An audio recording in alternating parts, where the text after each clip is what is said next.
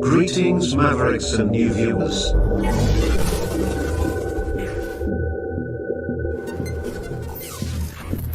Tonight, direct and live from the Maverick News Network World Studios.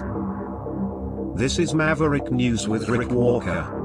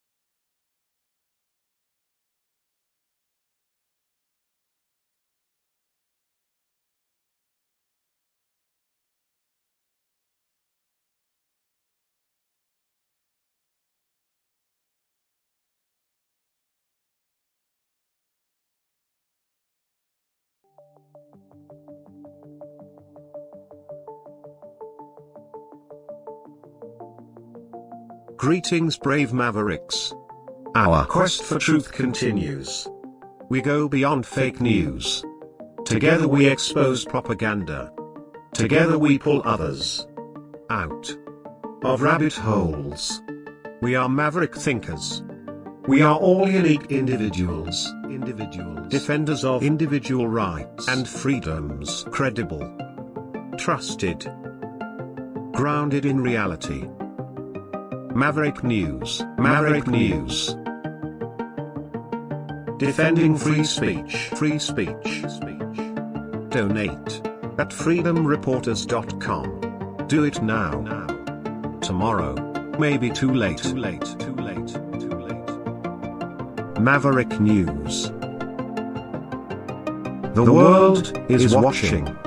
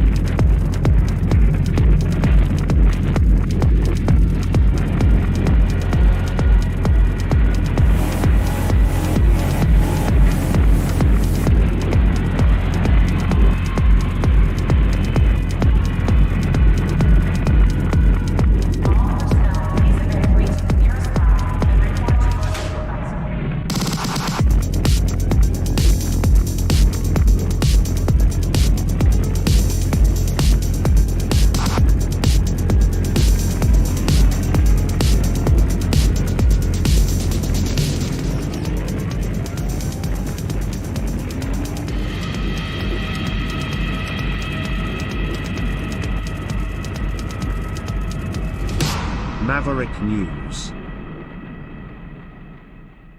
The world is watching.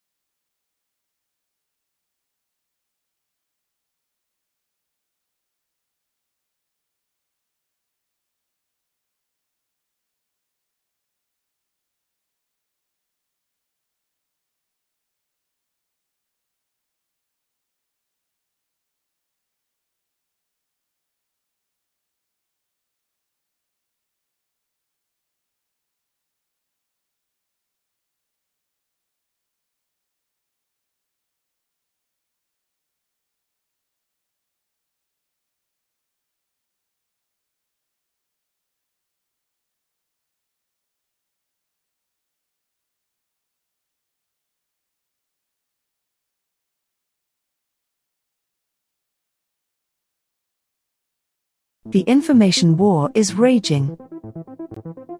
Truth without integrity is worth nothing. Maverick News.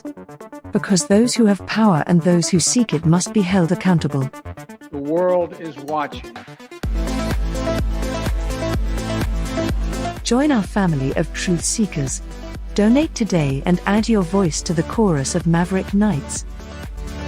Donate at maverickdonations.com. Truth. Integrity. It's the Maverick way.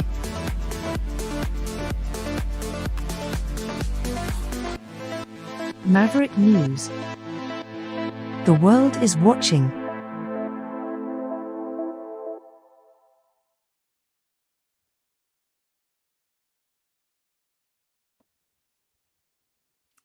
No video. Do we have audio?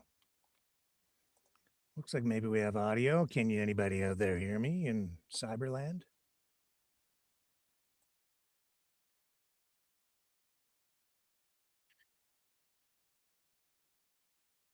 One moment.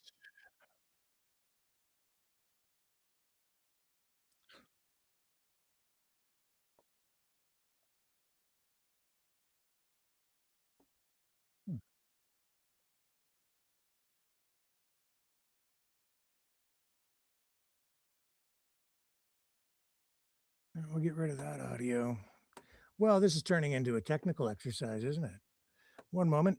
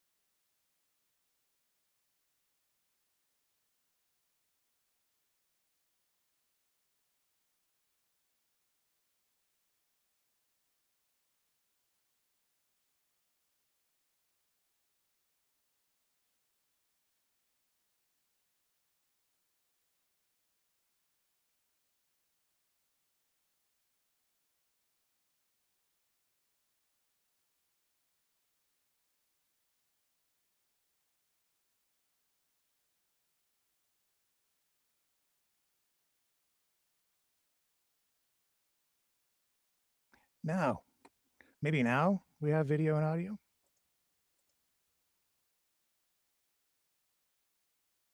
Can anybody hear me? Can anybody see me?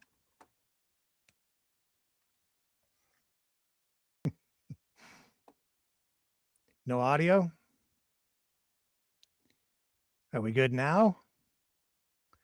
Wow. Okay. Troubleshooting on the fly. Okay, well, we'll go casual tonight. It won't be a polished broadcast. It'll just be a train wreck. I'm back. And so are you. Thank you for coming back. We're here. And there's a lot going on. Yeah, it's pretty bad. Yeah, it's pretty bad out there. And it's really bad tonight. There's this shooter at Brown University. 2 dead, 8 wounded. We're going to go to a news conference there in a moment. People are divided and fighting, and the conservatives are upset over this floor crossing defection from the conservatives by Michael Ma. We'll touch on that tonight. Venezuela, more escalation there. We have flooding in Abbotsford, BC. I have a whole list of bad news. Oh, wow. I had to build a computer so I could do this. So I apologize for the technical issues here. But we're on, and I think I'll smooth it out. Oh, yeah. The U.S. soldiers killed in Syria tonight. We can talk about that a little bit. And Scott Adams, not doing well. Also, at the end of the broadcast tonight, a special, something special for you that I've been working on for quite a while. Part of a Christmas thing. We'll close off the broadcast with it. I hope you enjoy it. Let's take a little break. Not that I haven't taken some already, but let's take another little break while I queue up tonight's top news stories now that we have the technical issues ironed out, at least for the moment. Be right back, and we'll go to that news conference.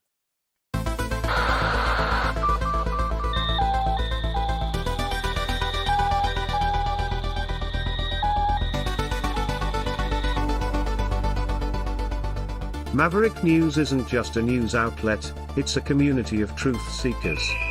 Your donation at freedomreporters.com fuels our mission to report the stories that mainstream media won't touch. Thank you, Maverick family.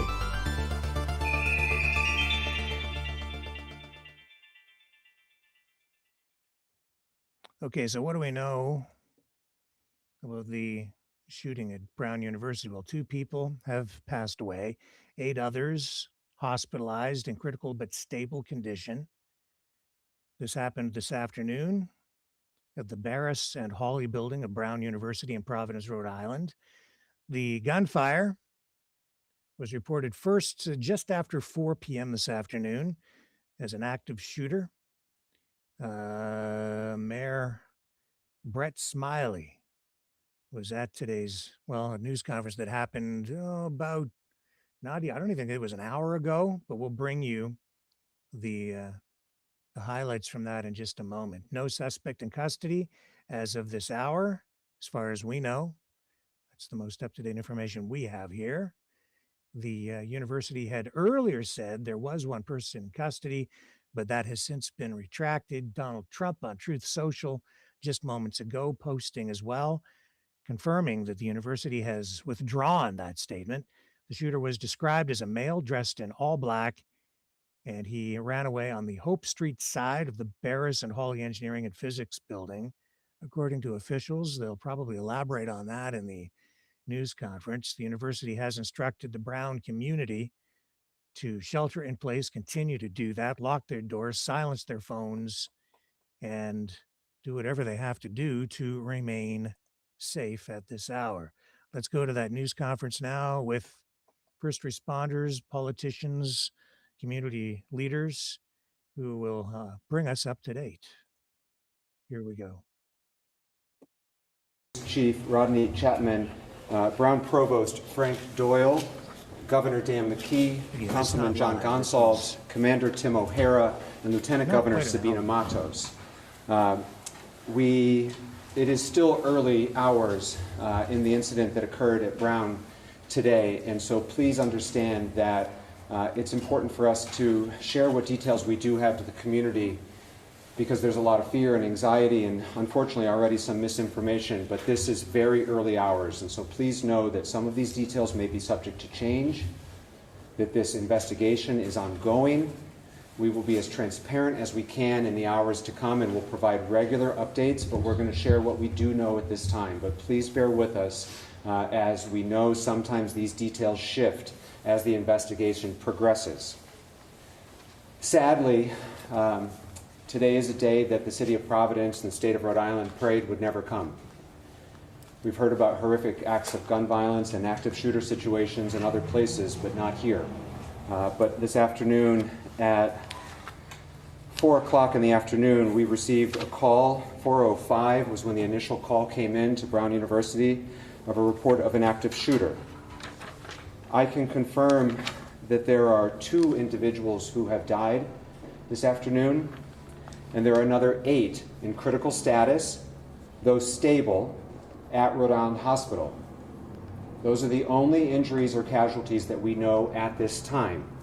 But as I mentioned, and it's important to remind folks, these numbers may change. We are still in early hours, but at this time there are 2 deceased and 8 who are critical but stable at Rhode Island Hospital.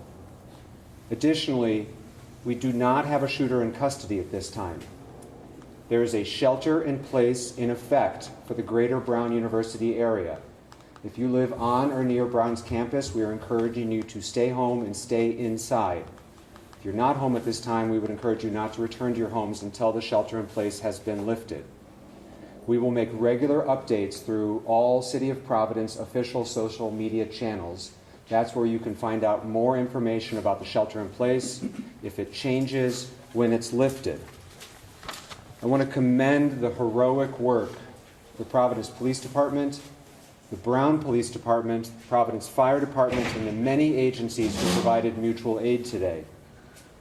Brown Police responded first and then were quickly assisted by Providence Police, who fearlessly and courageously entered and worked through the building, and we'll hear from them in a minute.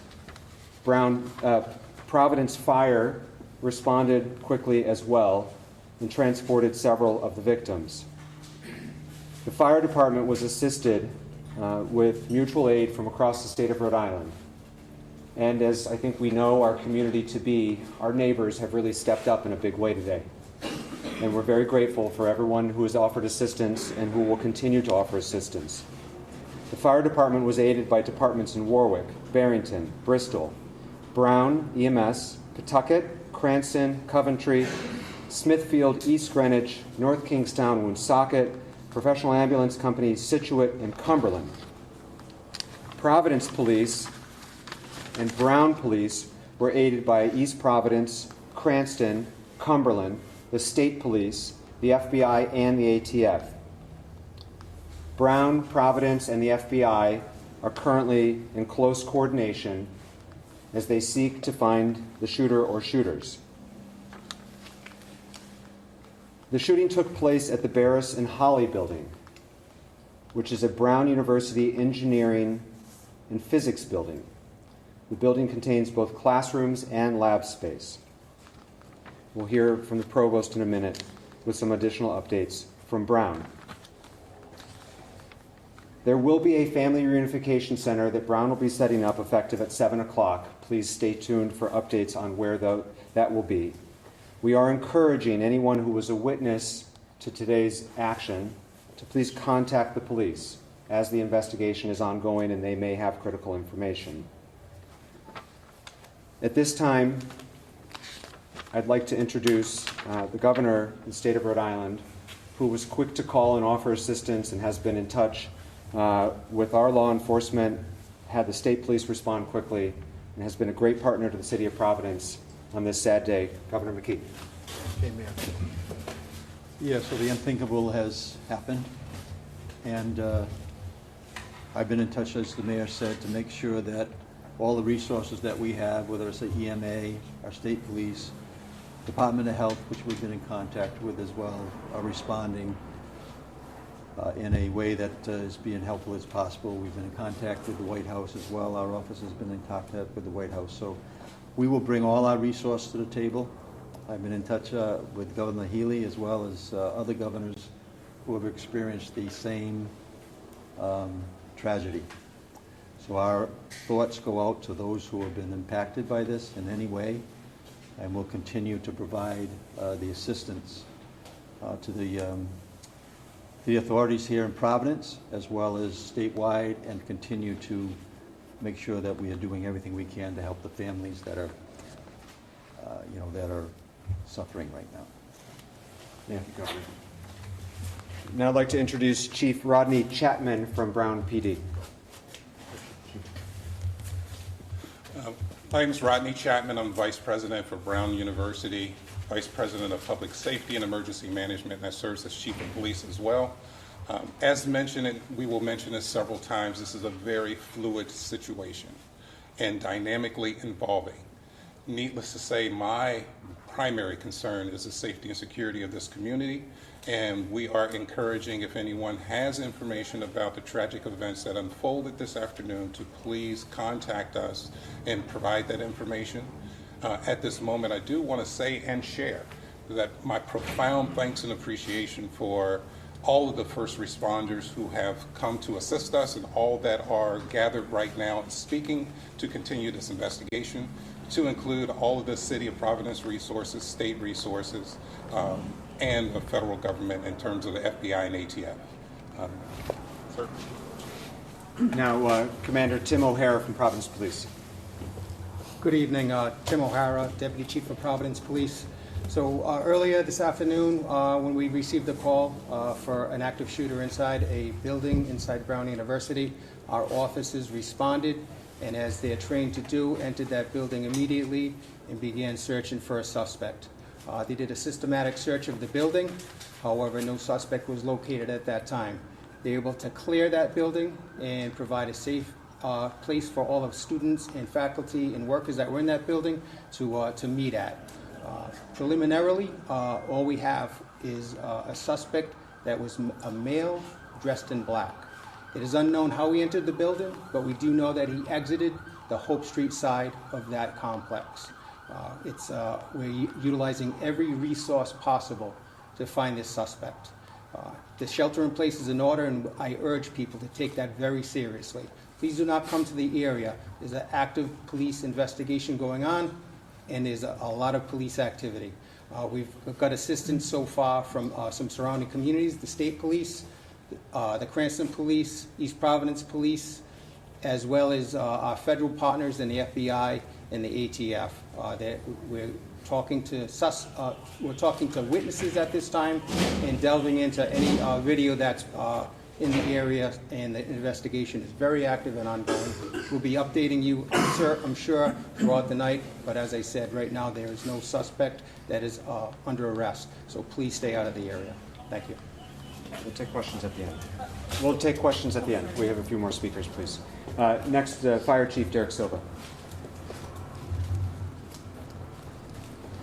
Derek Silva, Fire Chief of the City of Providence. As mentioned previously, at 4:05 p.m. we were dispatched to the area of Waterman and Thayer for an active shooter incident, where our firefighters, known as a rescue task force, linked up with Providence Police with two operational locations at Waterman and Thayer and Waterman and Hope. Rescue Task Force is a firefighter that wears body armor and has ability to stop any shooting wounds and make sure that any victims are extricated quickly.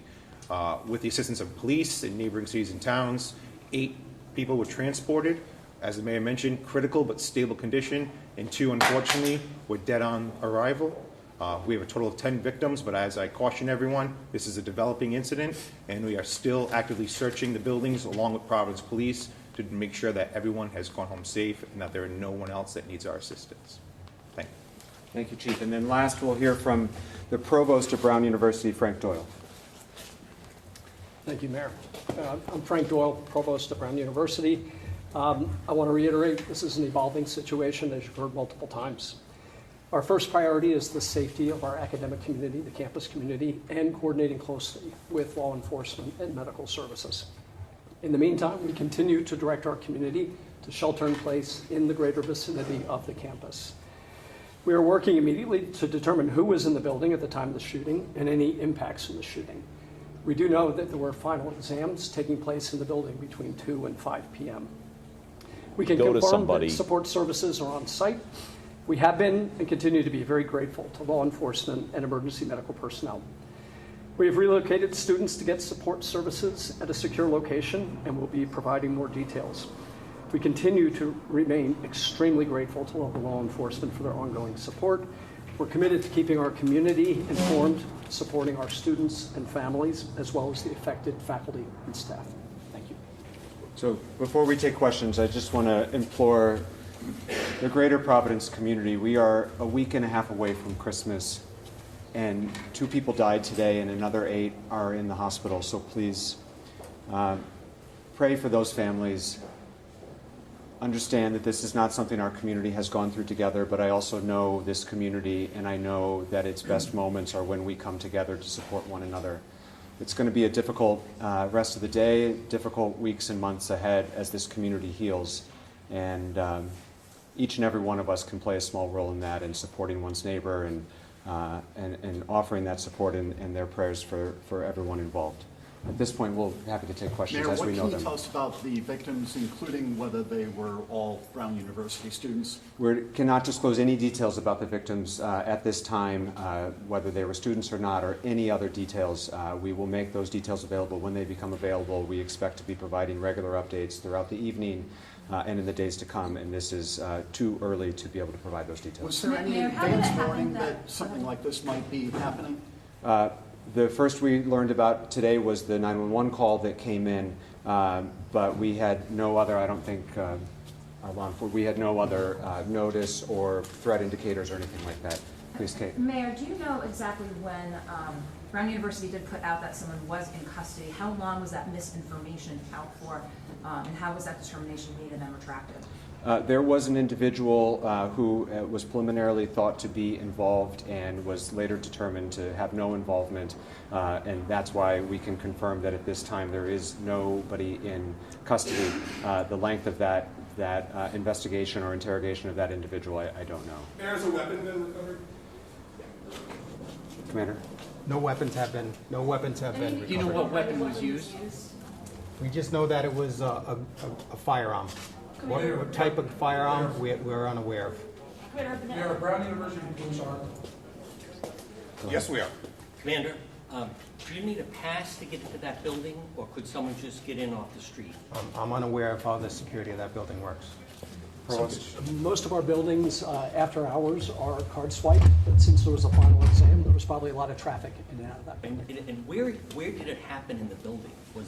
Did this take place inside where the exam was going on? We're still verifying everything. So we look at everything right now as all part of the crime scene. Well, were the victims found like in a hallway, or were they in a classroom? So we're unable to share that at this time. Commander, can you say if there have been any confirmed shots fired since the 405 shots?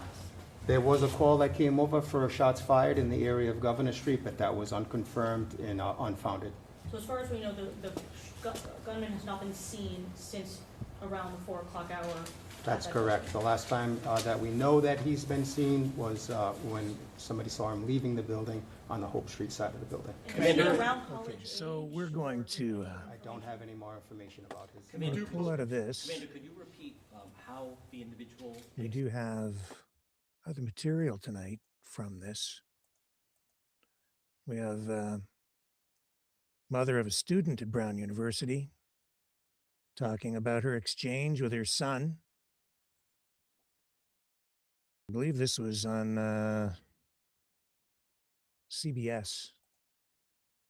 So we'll go to that.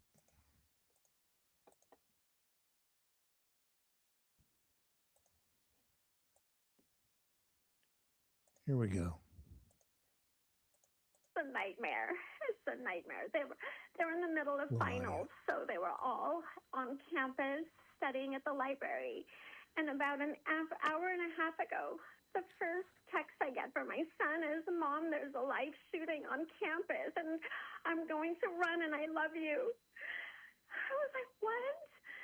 So we've only been texting, and I'm getting live updates from him because we've told him to turn off his phone, not to make a single sound, but he's in a supply closet room on campus, barricaded with 12 students.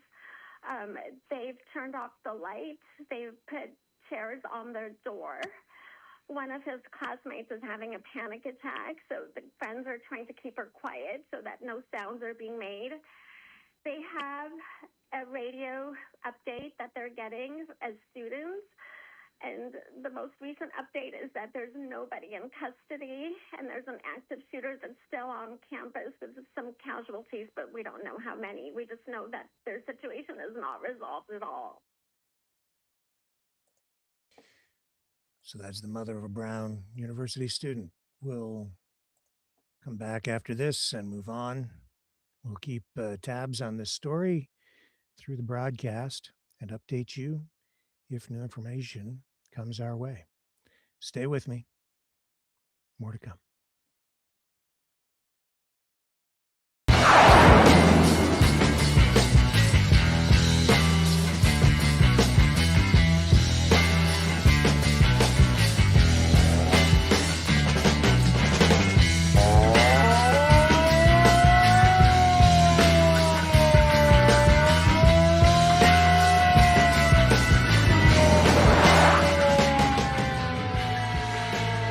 Maverick News. Fighting for freedom. One other clip of a student on campus describing the chaos as this shooting at Brown University unfolded. We'll share that with you before we move to the next story. Take shelter, anything like that? Yeah, so we were all waiting around. I think we knew about it before the workers, and then, I don't know, 10, 15 minutes later, they said actually for everyone to get out because they were shutting down. And so then I just, all the Brown buildings are closed, but I just stayed outside with all the police because I figured that was a safe spot. Then ran into you. Before this all started to happen, describe what was this area like? A lot of people out? Yeah, I mean, it's cold, it's finals season, so people are, hunkered down doing finals, inside mostly, but yeah, and a lot of people are eating unfair though because a little less time to cook, with all the assignments and stuff. So we're hearing that multiple people may have been shot. I mean, what are your thoughts for your neighbors, your community right now? It's just having I don't feel so qualified to speak more broadly, but it's terrible, I mean, yeah, like I said, you hear about it around the country, and you just dread the day it could happen at the school you're at, and in a community that is so vibrant and has so many amazing people. Yeah, so again, we'll keep an eye on that. But also tonight, pretty serious situation out in British Columbia in the Fraser Valley. More rain is on the way for the region this weekend and early into next week, even as floodwaters from earlier this week start to recede in areas like Abbotsford. A special weather statement warns that another system could bring rain overnight tonight, continuing through Sunday, followed by a potentially significant surge of moisture starting Monday. Rainfall amounts are still uncertain, but warnings will be issued if needed. The high stream flow advisory is in effect for large parts of BC, including the north and south coast, Fraser Valley, Vancouver Island, and Fraser Canyon. This means river levels are rising or expected to rise rapidly, though no major flooding is anticipated right now. A series of atmospheric rivers is forecast to impact the coast starting Sunday and lasting through next week, creating a prolonged period of heightened flood risk. That said, several flooding warnings have been lifted, including for the lower Fraser River and its tributaries around Abbotsford, Chilliwack, Hope, and east through Manning Park, as well as in the Similkameen River tributaries upstream of Princeton and Tulameen River. We have pictures of, even from today and even yesterday, where the floodwaters there were pretty extreme. A lot of damage. And this gives you an indication what the folks out there are dealing with. This is near Abbotsford. Floodwaters are beginning to recede, but still very serious situation. And more. Yeah, they're not going to be cruising along there at 80 in that tonight. In Chilliwack, upcoming wet weather may swell local rivers and cause some localized flooding, according to officials, though it's expected to be less severe than earlier this week. The flooding event there this week echoes the 2021 floods, also triggered by Nooksack River overflows. Major routes remain disrupted. Highway 1 is closed in both directions through Abbotsford between Whatcom Road and Number 3 Road, with many side roads, and Suma Prairie also shut down. Drivers are advised not to trust navigation apps. Some of them are showing closed roads as open tonight. And so there's another story we'll continue to monitor for you.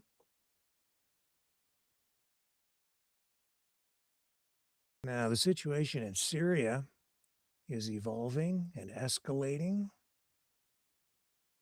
where we have U.S. troops ambushed in Syria.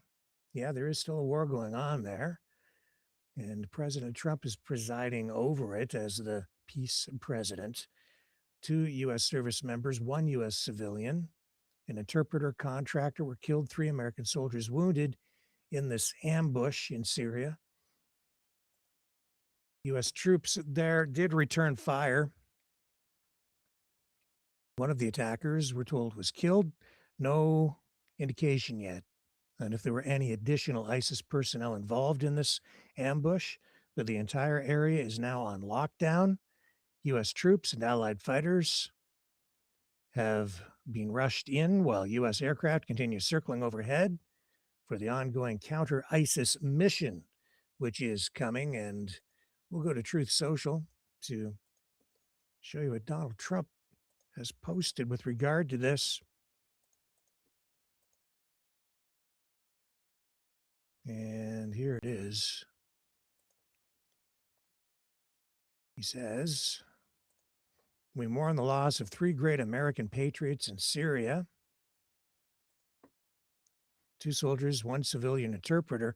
Likewise, we pray for the 3 injured soldiers who it has just been confirmed are doing well. This was an ISIS attack against the U.S. and Syria in a very dangerous part of Syria that is not fully controlled by them. The president of Syria is extremely angry and disturbed by this attack. There will be very serious retaliation. Thank you for your attention to this matter." What form that retaliation might take, we don't know.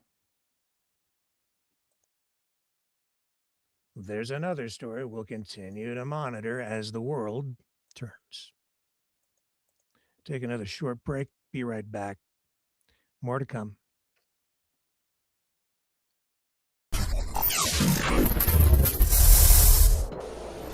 The sharing of biased and false news has become all too common on social media. More alarmingly, some media simply aren't true without checking facts first. Unfortunately, some members of the media use their platforms to push their own personal bias and agenda to control exactly what people think, and this is extremely dangerous to our democracy.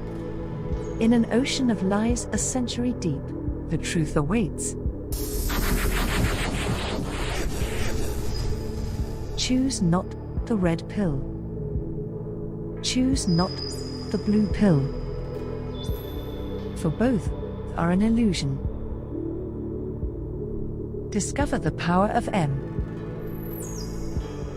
The power of individuality. We are Mavericks. We are the way. to the light. Fear not the storm. Join our quest for truth. Truth will set you free. Maverick News. The world is watching. Now, to complicate matters in the Syria ambush, the Interior Ministry spokesman for Syria says they explicitly warned the international coalition about an imminent ISIS threat near Palmyra. No response to that statement or the alleged warning. And then hours after this warning, we're told, was issued, ISIS-linked militants ambushed this joint U.S.-Syrian patrol, which ended up in the killing of 2 American soldiers, injuring at least 3 more. Now, what we have is U.S. forces flooding into the area with reinforcements, helicopters. They have F-16s there, and it looks like they're getting ready for a major retaliation, the U.S. So, again, complicating details emerging even in the early hours of this crisis in Syria, and we'll have to wait and see how Donald Trump responds, how he reacts, how he handles this president who wants a Nobel Peace Prize. And that's as far as I'll go with that tonight. But wait, there's more. Not from Syria, but of course the escalation in Venezuela continues. Now, I've seen posts online suggesting Donald Trump has confirmed that a ground operation is now imminent in Venezuela. All this happening now, just how many weeks ago did this start, when he started blowing up those fishing boats, also known as drug cartel transportation devices, whatever they are? How many weeks has it been? And people said, oh no, he's not going to invade Venezuela, but it looks like that's what is pending there. Well, all that is going on. We see Maduro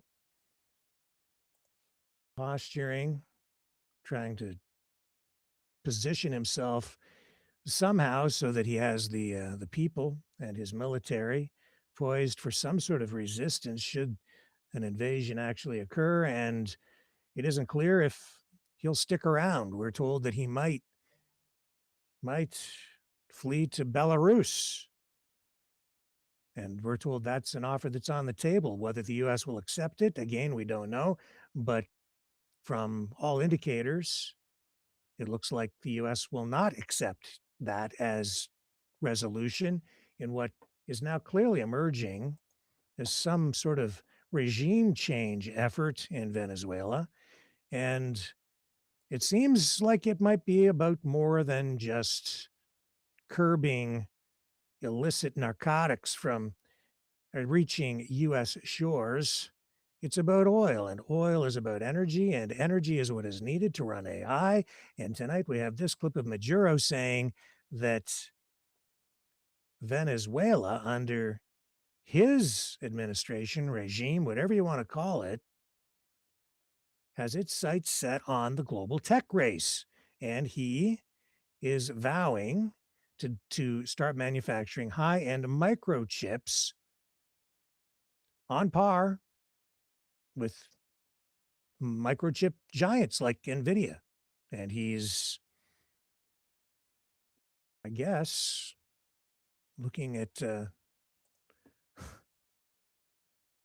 taking Venezuela into some sort of economic diversification effort.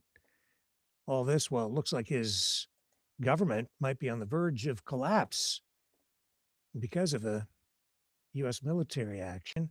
Here's what he had to say about high-tech AI. Pronto estaremos haciendo los famosos microchips, eso famoso de NVIDIA. Aquí los vamos a hacer. Pronto estaremos haciendo making the famous microchips. Those los famosos microchips, eso famoso de Nvidia. Nvidia. Aquí los vamos a hacer. Here we are going to do it Para envidia de los for envy of the envious. envidiosos. Pero a nosotros no nos va a parar nada ni nadie. Tengan la seguridad. Dios con nosotros. God with us, who against? ¿Quién en contra? Con Dios, con la fe y con la ciencia, somos With God, with faith, and with science, we are indestructible. indestructibles. Somos We are invincible for the path of peace, of happiness. invencibles. Para el camino de la paz, de la felicidad, mira. Hecho, no solo We can not only say made in Venezuela, podemos decir Made in Venezuela. Made in Children Venezuela. Venezuelans. ¿Se dice así? It's like made by our boys and girls. Hecho por nuestros niños y niñas. Y si nuestros niños y niñas ya pueden hacer esto, no, muchachos, No kid esto se pierde de vista yo. can lose sight of Se it. pierde de vista Everything is lost todo, sight of step by step. paso a paso. Aprendamos todo lo que podemos Learn everything we can learn. aprender del mundo. Hagamos todo lo que hay que hacer Everything that needs to be done. en Venezuela y nunca dependamos de nadie. El nuevo mantra, The new mantra, national scientific mantra científico nacional. Tradúcelo translated into all languages a todos los idiomas para que nos entiendan so they understand us, and it is a contribution. y sea un aporte para que los pueblos del mundo, Peoples of the world listening to the example escuchando el ejemplo that Venezuela gives, also to continue on their que Venezuela da, también continúen su camino de independencia absoluta. Well, everybody's chasing the AI golden ring, aren't they? In this golden age. The United States, China, EU, Canada, partnering with, what was it? India and Africa? Everybody wants a piece of the AI pie. And I know that it is changing the world quite literally. In fact, in the last week, I've received a number of phone calls from people who are using AI to do a bunch of different things, from rewriting our Constitution with political alternatives to doing something that baffles me, doesn't really seem to make sense.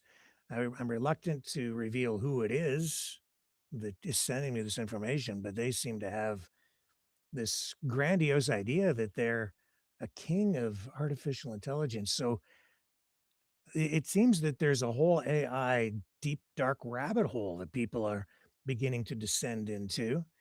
And when I'm speaking to them, I think some of them are just learning that it can amplify your abilities, and others seem to be going stark raving mad.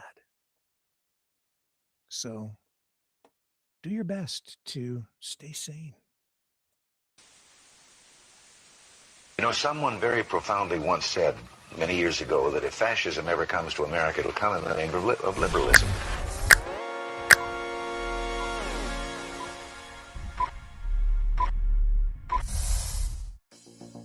Well, I think it's time we ask ourselves if we still know the freedoms that were intended for us by the Founding Fathers. If we lose freedom here, there's no place to escape to. This is the last stand on earth. The entire world is watching. Every dictator, every crazy dictator in the world is watching.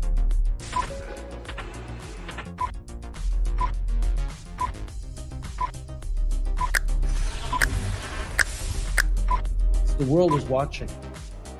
On TV, the entire world is watching. On social media. But the entire world is watching, and yes, they are seeing what we have apparently bravely been willing to say that others are thinking. Stand for freedom. Literally stand for freedom. Let's get this done. The entire world is watching. We're at war with the most dangerous enemy that has ever faced mankind in his long climb from the swamp to the stars. Maverick News. Maverick News. Maverick News. Let me have more control of my own destiny. The world is watching.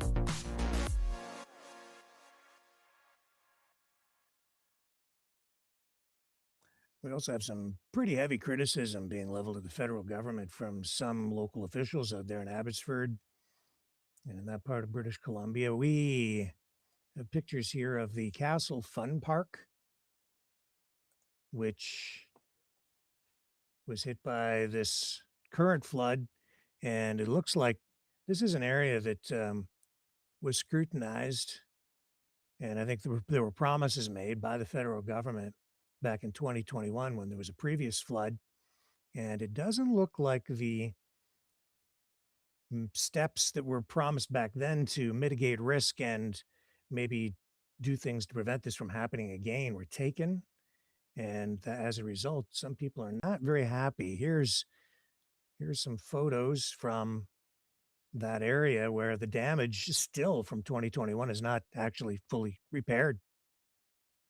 So what are we, 4 years later, and they're still suffering out there from the last flood, and now we have another one.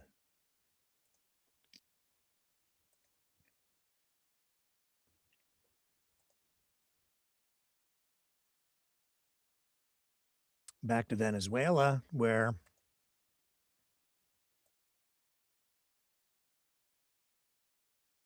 I originally, very early in this, I said, this is about regime change. This has very little, if anything, to do with drugs. Also, a lot of concerns from people about the way the drug interdiction is being handled, which is not to intercept or interdict anything. It's just to blow the boats out of the water and kill the people on board. We've seen that double tap that took place with the survivors and the controversy swirling still around that. Well, it looks like some people have a plan. Yeah, the plan. This is the winner of the Nobel Peace Prize. That's the prize that the president wants. Maria Corina Machado. She managed to escape the country with some help, went to Oslo, and then just a day later declared that Maduro is facing the last days of his regime. And I think that Machado is in Trump's good graces, and the good graces of the United States, at least much more so than, say, Maduro and his communist regime. Anyway, she's made several appearances since,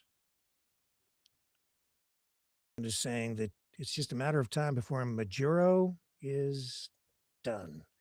What that will end up looking like in the end, I don't know, but these things generally don't resolve very in a very peaceful way. What I can tell you is that Maduro's regime is in its final days. It will come to an end with or without negotiations. It is in Maduro's best interest for it to be through negotiations.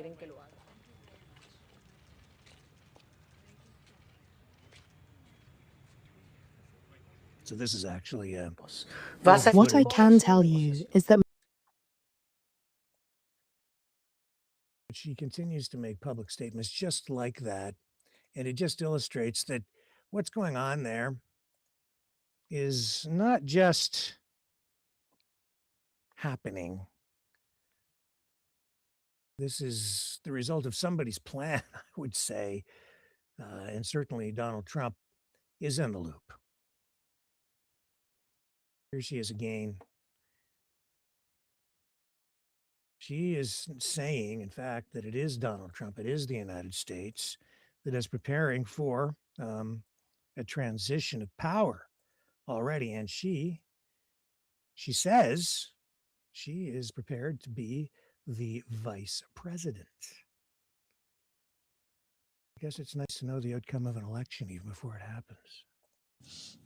No solo la administración del presidente Trump, sino muchos otros gobiernos en América Latina y en Europa y en otras partes del mundo ya se están preparando para la transición que avanza a la democracia en Venezuela. Por muchas razones, una de ellas es precisamente la migración. Millones de venezolanos que se han visto obligados a dejar su país y que también ya se están preparando, haciendo sus maletas para volver. De modo que yo voy a estar donde el pueblo de Venezuela ya decidió, cuando eligió de manera apabullante, abrumadora, como su presidente, a Edmundo González Urrutia, quien me ha pedido que yo asuma la responsabilidad de ser vicepresidente de Venezuela. There. Did you get that? I hope you speak Spanish.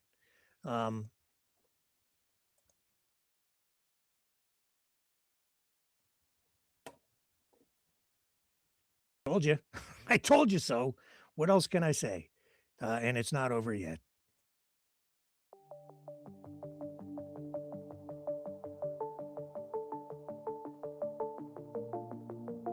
Greetings, brave Mavericks. Our quest for truth continues. We go beyond fake news. Together we expose propaganda. Together we pull others out of rabbit holes. We are maverick thinkers. We are all unique individuals, defenders of individual rights and freedoms, credible, trusted, grounded in reality. Maverick News, Maverick News. Defending free speech, free speech. Donate at freedomreporters.com. Do it now. Tomorrow may be too late. Maverick News. The world is watching.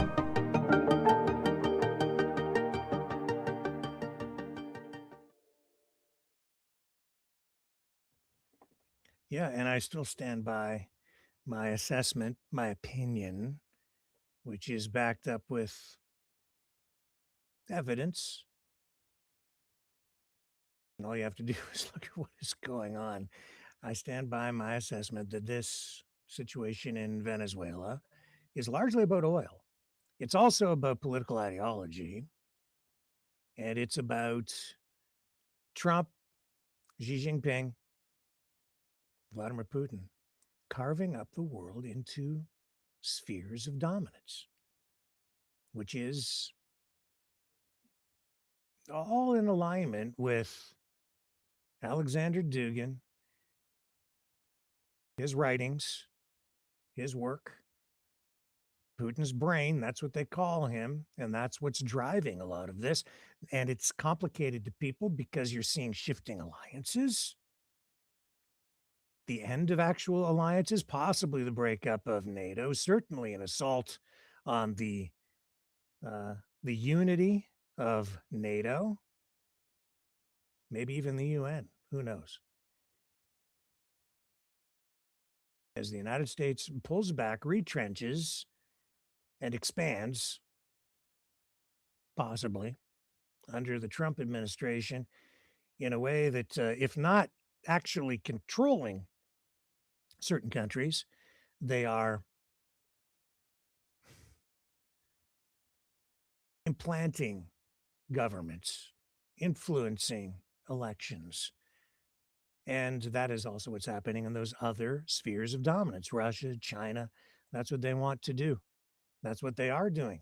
That's what's underway. This is the New World Order, in case you haven't noticed. And a lot of the people out there who are still kind of asleep because they only have one eye open, who think they're wide awake, are being used, I would say, as unwitting pawns in order to effect the very kinds of changes that in the end, I think they will find they oppose. Now, that being said, I have this. See, I'm not the only one talking about the oil. Others are as well. And here's a little explanation that I hope will help you put things in perspective. Interested in Venezuela. The main reason the US is kind of looking... Now, Donald Trump is insisting that the main reason he's interested in Venezuela, the main reason the US is kind of looking at tankers off the coast of Venezuela comes back to drugs, the trade, the smuggling of illegal drugs. And they're stopping oil tankers, ships carrying oil on the high seas now and confiscating them, in case you hadn't heard that. That's happening too. That's what Donald Trump is doing. Out of Venezuela. But what if it's not just that? Maybe there's something else going on. What if it's partly about oil? Now, on the surface, you might be thinking, why does America even need Venezuelan oil? And I can kind of understand your point, because if you look at just total oil production, look, this is up until 2005, the US was there, Venezuela was there, Saudi Arabia was there. But as you probably know, since then, everything has changed. Look, American output has gone through the roof, way above Saudi Arabia, and Venezuela has gone basically to the floor. And that's kind of post-Chavez, Maduro. They're one of the minnows now, and I think 21st biggest producer in the world. So again, that question, why should America care? Well, in the US, that big rise is largely down to this. It's down to the shale revolution. So you've got fracking all around the US producing extraordinary amounts of crude oil. And here's where we get to the interesting bit. Because when you're thinking about crude oil, maybe you're just thinking about, well, look, barrels of oil. It's all the same, isn't it? Well, actually, no. So if you kind of look at crude oil, there are various different types of crude in different parts of the world. There's actually kind of various different ways you can categorize it. But one way you can look at it is look at the kind of density. So you're basically looking at how thick that crude is. And when I say thick, I mean literally how thick. This is showing you global production broken down by the density of that oil. And so you've got the kind of medium stuff. And this is probably, if you've got kind of image in your mind of what crude oil looks like, it's a bit like this, it's kind of black, but it's not too viscous, it flows around. But there's other stuff as well. So this is light crude. And it kind of almost looks like a smoothie, doesn't it? And that's the same stuff. This is still crude oil, but down to the kind of geological and the biological conditions in the ground when it was being formed, hundreds of millions of years ago, it comes out looking a bit different. And so that's light. You've also got heavy stuff. And it's kind of relatively small in global production. But this is gloopy, super viscous stuff. Heavy oil, so heavy, medium, light. Remember that. And remember also, the key thing here is, you get it out of the ground, it may look like that, but ultimately, you still need it to go into, someone's car, or indeed, be turned into chemicals. Basically, you need to process it. And that processing, that happens in places like this, in refineries. And there are refineries all over the world, of course. There are refineries all over the US as well. There's kind of more than 100 of them. And if we kind of look at where those refineries are, well, so there's some in California. So the history in America, actually, historically, a lot of the early Californian oil, that was the heavy, gloopy stuff. And if you look at kind of some of the refineries in America, so here are some of the refineries. There's one in LA there. These are the 10 biggest.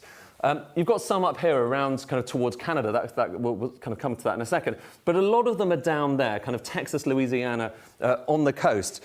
And here's the critical thing. These refineries are primarily set up for heavy oil, for taking that gloopy stuff and turning it into gasoline and all of the other different products. But here's where things get interesting. And remember that chart I showed you a moment ago, the one which showed kind of shale oil and how it kind of went through the roof?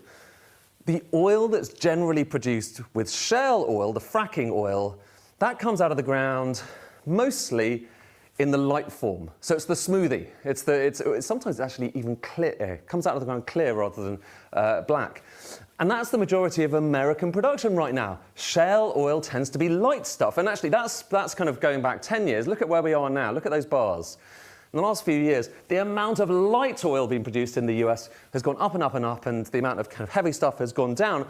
But back to those refineries. They need to be fed. If America's going to have gasoline, it needs to feed those refineries with heavy oil. So if you look at the kind of imports coming into America, in recent years, even though America is producing so much oil, more oil than it ever produced before, it still needs to suck in loads of oil from overseas.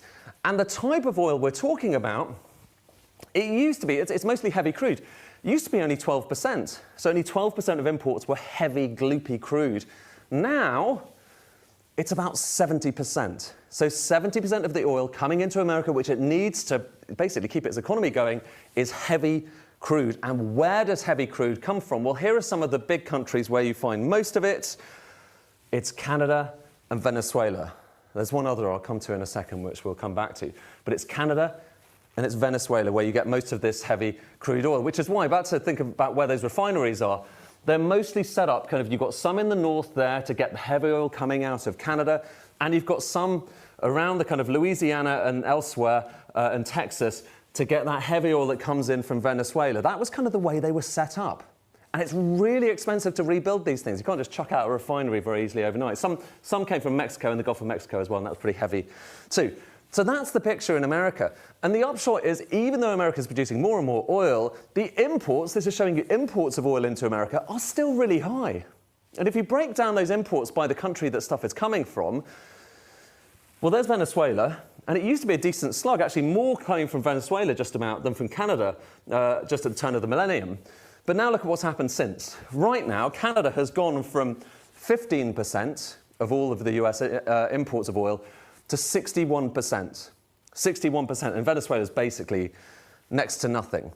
But here's what's tantalizing, and here's the reason I think that a lot of people are looking towards Venezuela and thinking, well, there's more to this than just drugs. Look at total oil reserves around the world. The higher these bars are, the more oil there is in the ground, so that hasn't yet been taken out of the ground. So there you've got Saudi, Iran, Iraq, all of the usual suspects. But the biggest of all, and this is according to various different sources, the biggest of all is Venezuela. And what's that oil? It's the heavy, tarry stuff that you might well want to put into those American refineries. And there is really only one other place in the world that has a kind of serious amount of heavy oil other than Canada and Venezuela. And lo and behold, guess where that is? It's Russia. All of which is to say, you know, it matters what kind of oil America needs. It's worth just delving into these kind of nuances because that helps you understand a little bit more about the backstory of geopolitics. Get it? Now, I know that we've had some audio problems, and I just made another adjustment. Is that better? Can people hear me better now? I hope so. I hope so. We'll continue with the broadcast. You let me know in the chat. I couldn't see the chat previously, but I've got that up now, so I can see everybody in there. Hello, Lindy and Dog Mom, CBC Brown, Rosemary, hello. Who else is in there tonight? Pro Immune, hello. And I know Ian Dragon, he was texting, so I know he's out there, Cyberland someplace. So if there are issues, you let me know in the chat, and I'll do my best to fix things. But I'm seeing already that the sound is better, and thank you for letting me know. Okay, so let's continue with this. So yeah, it's about oil, and it's about ideology. It's about this worldwide war on liberalism, which really should be defined, I think, more accurately as a war on progressivism and wokeism, not so, and yes, liberalism too, classical liberalism, because certainly the forces launching the assault on liberalism, progressivism, wokeism are not classical liberals or even conservatives. We have the communists and the fascists fighting and even converging into this communo-fascistic, technocratic force that seeks to reshape the entire world and not in the not living up to the vision that we've had since certainly World War II of some sort of a liberal democracy spreading around the world. This is sort of a new thing, a new political ideology. Speaking of politics, what a weird week. It caught me by surprise when Michael Ma left the Conservative caucus to join the Liberals. How the heck did that happen? And then we saw that Michael Ma was at the conservative Christmas party, dancing, partying, carrying on after criticizing the liberals in the House of Commons. And then the next night, there he is, walking up on stage, being introduced by Mark Carney as the newest member of the Liberal government. That's why I put on the thumbnail tonight, Mark Carney's conservative government in Canada. Conservatives are having a tizzy. Not just within the Conservative Party, but even over on the PPC side of the spectrum, the populists, they're appalled to see this happening. You know, from where I sit, the way I see it personally, I think Polievre and the Conservatives have simply been outmaneuvered, outfoxed. That's been what Mark Carney has been doing since emerging as the leader and now Prime Minister, the leader of the Liberal Party and now Prime Minister of Canada. That's what he did to win the election. He outmaneuvered Polievre. He out-conservatived the Conservatives. Right? Axed the tax. What happened? Carney axed the tax, took the wind out of the sails of the Conservative platform. That's just one thing that he's done to sort of out-conservative the Conservatives. Then they want a pipeline. He says he's going to give them a pipeline with the MOU.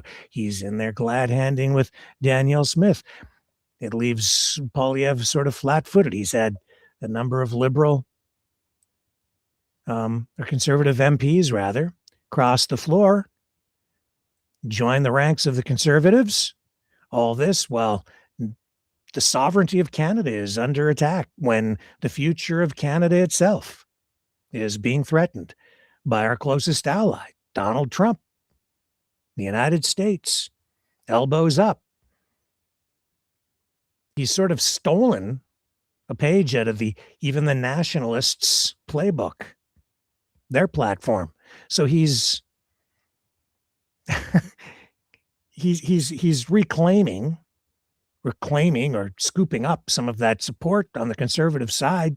That's why he managed to put together a minority government. And now, with Michael Ma crossing the floor, he's one seat shy of a majority. And a lot of people are losing their minds. It's treason. It's politics. And it's nasty out there. And of course, because of the rioting that's involved, and I think because maybe just maybe, because of the way Michael Ma looks, maybe just maybe, because, well, you can assess for yourself, but we're getting these accusations of foreign interference, that this is all the work of the Chinese Communist Party.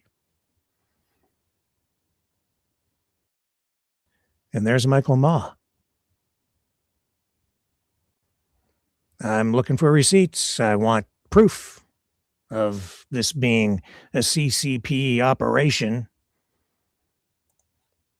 And all that while we see the sovereignty of Canada being threatened, partly on the basis of Canada's affiliation with China, not just through the drug trade, and I would say the amplified concerns about that, but possibly military connections, allegations of Canada being involved militarily somehow with China. And it's pretty clear that with Trump in office, Canada will be forbidden from expanding even trade with China too much and into certain areas, lest that be interpreted as some sort of a threat to the U.S., an existential threat to the United States, that it would be Canada then threatening the U.S., turning logic upside down. And I've seen people just in the past 24, 48 hours, certainly since this floor crossing, this defection from the Conservatives, prompting some people to say, well, if Canada stops being an ally of the United States, that would justify, that was a word somebody used, and I think maybe just not thinking it through all the way, but that would justify the United States invading Canada. No, that's upside down. You see, Canada never stopped being an ally of the United States. We still share intelligence with the US. Although we stopped sharing some intelligence with the US when they started blowing up boats without giving people their due process, when accused of transporting drugs on boats that wouldn't have had enough gas to get from Venezuela all the way to the coast of the United States. But blown out of the water they were, and military buildup, saber rattling off the coast of Venezuela continues, and the, I would say, veiled threats, the escalation, the tensions on trade where between the United States and Canada continue to escalate. And now Donald Trump saying that he may just completely scrap the USMCA trade deal, which replaced the North American Free Trade Agreement, even though he's the one who negotiated it and at the time said it was the best deal ever. And now it's the worst deal ever. Because it's not about trade. It's about annexation, control. And if he can't have the country as a 51st state, he certainly wants to control it by determining who it is that is in power. And whoever is in power, as far as he is concerned, has to do exactly what he says. And I think that would include buying F-35 jets instead of Gripens. And we're seeing the federal government in Canada respond in unprecedented ways, where now the federal government is calling for a buildup of military manpower. Thousands being recruited to join the military, thousands, and the reserves. And I believe they're putting out have issued some sort of a call for people to join, even older people.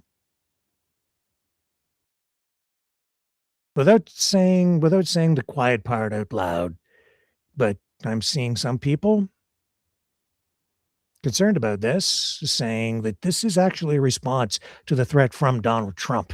And I would say, this is my assessment, my opinion, this isn't so much that the United States is threatening Canada. This is the Trump MAGA administration. I see two Americas. I see two Canadas forming. And it's not good. Even in the 2 weeks that I've been away from joining you guys, I've seen it just getting worse. And the threat is real. And everybody needs to wake up. Because in the past 2 weeks, as I've been outside this cyberland, this social media ecosystem, when I'm out walking around, talking to people, seeing what's going on just in the community, in the real world, nobody's talking about this stuff. So there are two ways to assess that. Either the threat isn't real, so there's nothing to worry about because nobody's worried about it. Nobody's talking about it. When I'm watching mainstream media on television with my dad, barely a mention of it. Like there's some, but it's not the lead story and it's not the main topic of concern.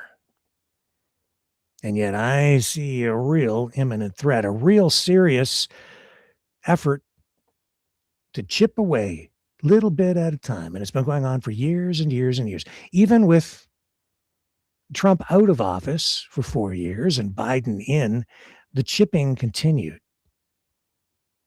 Not so much with the Biden administration and the actual U.S. government of the day, but from the MAGA shadow government that was being operated.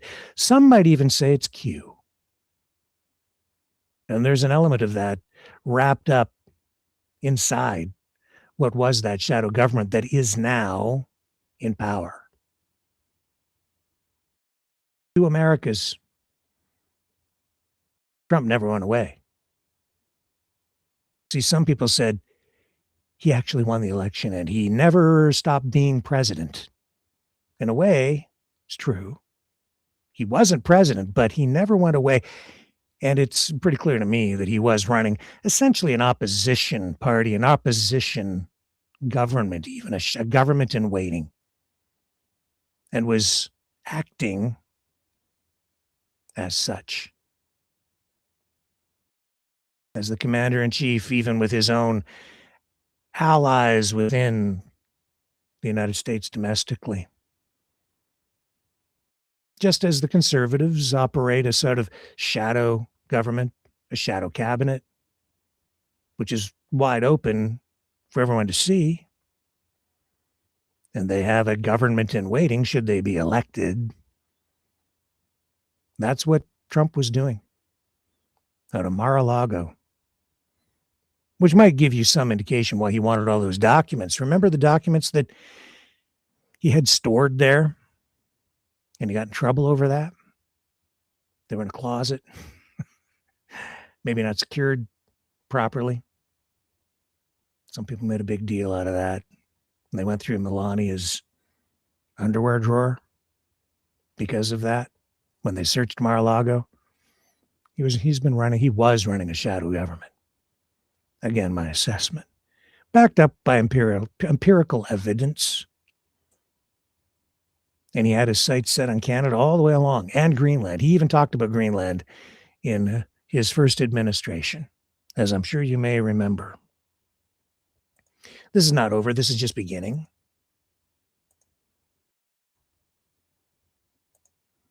This is a convergence not just of communists and fascists. This is a convergence of political objectives, ideologies, communism, fascism, the technocrats, all coming together to oppose wokeism, progressivism, liberalism, and to enrich the already rich.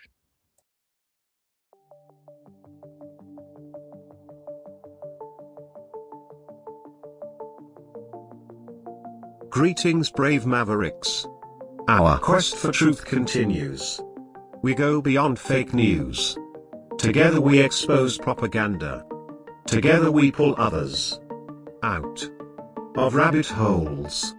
We are maverick thinkers. We are all unique individuals, defenders of individual rights and freedoms, credible, trusted, grounded in reality. Maverick News, Maverick News. Defending free speech, free speech. Donate at freedomreporters.com. Do it now.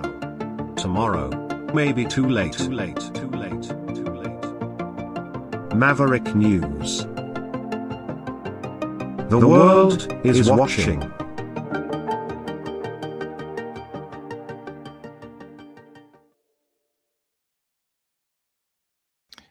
The politics is running thick on the Ukraine issue as well. There's been a lot happening on that front over the past 2 weeks. Peace talks, negotiations, and yet nothing has really changed. Tonight, we're seeing Zelensky following up on agreeing to really a lot of the conditions in these, first the 28-point peace plan that then became a 19-point peace plan that we're told was originally written by the Kremlin and then given to the Trump administration and then presented to the Ukrainians in an effort to try to get them to capitulate because Trump just wants the war to end, and you have all these people speculating on why Trump is doing what he's doing, if he's doing anything at all. A lot of things don't seem to make sense unless, of course, you look at it through the lens that I've been providing here tonight. Then a lot of these things do really begin to actually make sense.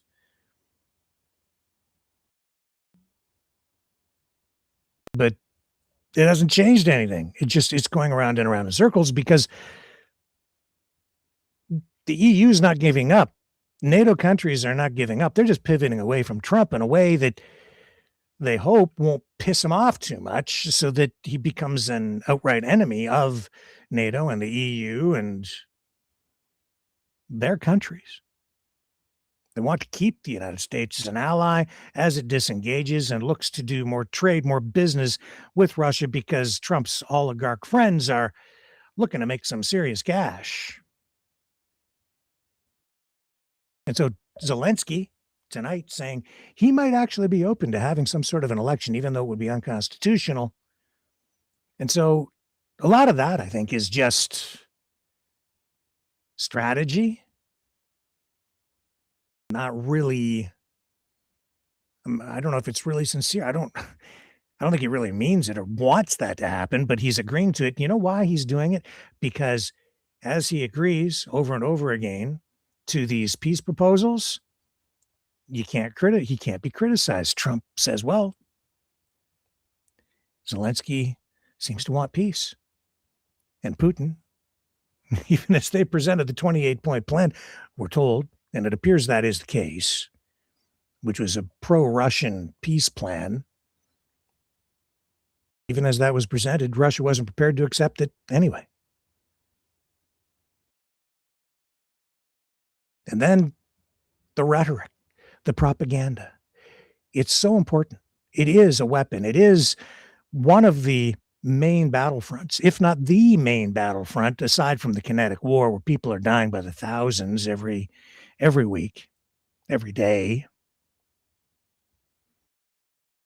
It's vitally important because the Russians bombarding NATO countries with propaganda, their messaging to try to undermine support so that we stop funding the Ukrainians, opening a pathway to victory for Ukraine. And so just within the last even couple of days, we've seen a move more toward releasing some of those, or I guess guaranteeing that the Russian funds, and how much is it? Is it $180 billion of Russian funds frozen, confiscated? And we're told that that now is earmarked for Ukraine. We've heard a lot of assertions from this about this money. But now that apparently is going to be allocated to Ukraine for rebuilding after the war. But there's going to be ongoing pressure in order to have those funds released prior to that so that they can use it to continue to fund the war, especially as the United States under Trump continues to try to pivot away. But we have seen drones and actual air assaults of sorts being tested and flown into NATO countries by Russia. This is not over. And anybody that's telling you all that has to happen is for Ukraine to give up, and then it's all going to be fine, and they'll just be absorbed into Russia. That will end everything. That'll be the end of it. Give your head a shake. No, it's not. This is just the beginning. And if Ukraine falls, and the Russian rhetoric right now is such that they're telling people Ukraine is about to collapse. It is true. I'm certain it's true that they are having problems with defections because morale, especially in the contested areas that are contested through these pending and ongoing unfruitful negotiations, those areas are becoming increasingly difficult to keep the Ukrainian soldiers motivated because they feel like they're being betrayed through the negotiations, that they're fighting for areas of Ukraine that they feel are about to be given away anyway. And they're being asked to put their lives on the line. And so Zelensky made a trip up to the front lines over the past 24 hours to make an appearance online to say, here I am. This is a city that the Russians claim they've taken, that they control, and in reality, they haven't. We're still here, and I'm standing right here on the edge of the city. And that's just within the last 24 hours. He is trying to counter the Russian information warfare campaign with his own social media and Ukrainian mainstream media counter posts in order to keep people motivated and keep the troops on the front lines and not defecting. It is, I know from listening to a number of reports on the Ukrainian side confirming that defections are a problem. I think the Russians are having some problems with defections too because they are losing a lot of soldiers. Is Ukraine on the verge of collapse? Very difficult to know because we are on the fog of war. The Russians want us to believe that so that we no longer support the war effort there, because who wants to back a losing horse? And yet we've heard that same kind of rhetoric from day one, that this whole thing was supposed to be over in a matter of days or weeks. And here we are, years later. And Ukraine still fighting. And when you talk to the people over there, as we have here on Maverick News, they're not giving up because they don't think they have a choice.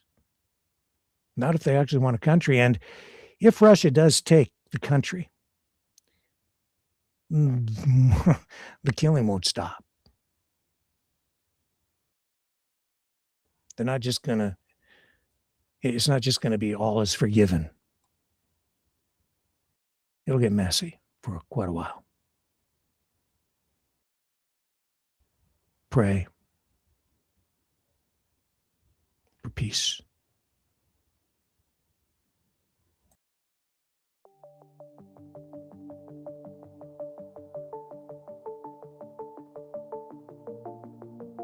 Greetings, brave Mavericks. Our quest for truth continues. We go beyond fake news. Together we expose propaganda. Together we pull others out of rabbit holes. We are maverick thinkers. We are all unique individuals. Defenders of individual rights and freedoms. Credible. Trusted. Grounded in reality. Maverick News. Maverick News. Defending free speech. Free speech. Donate at freedomreporters.com. Do it now. Tomorrow may be too late. Maverick News. The world is watching.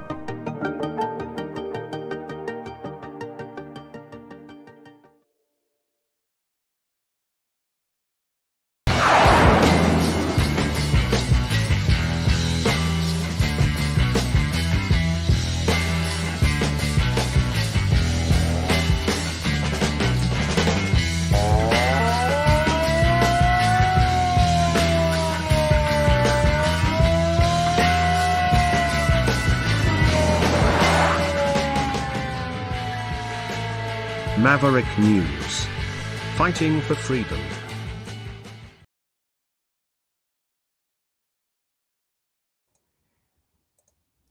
Okay, so we have President Trump addressing the situation at Brown University here. Hang on. I'm going to bring this up. Here are his comments on the active shooter situation. That's just moments ago.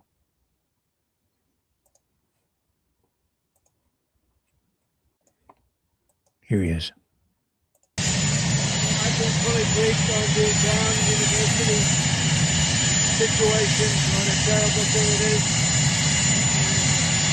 All we can do right now is pray for the victims and for those that were very badly hurt, it looks like. And we'll inform you later as to what's happening, but it's a shame. It's a suspect in custody, Mr. Venezuela.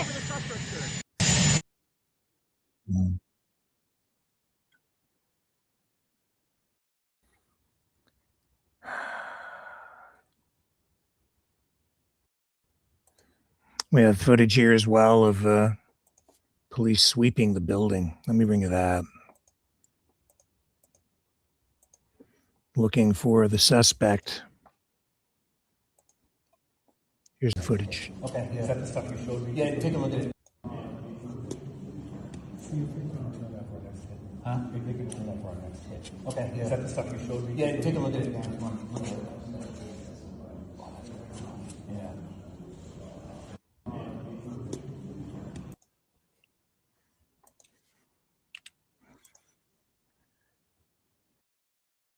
Man.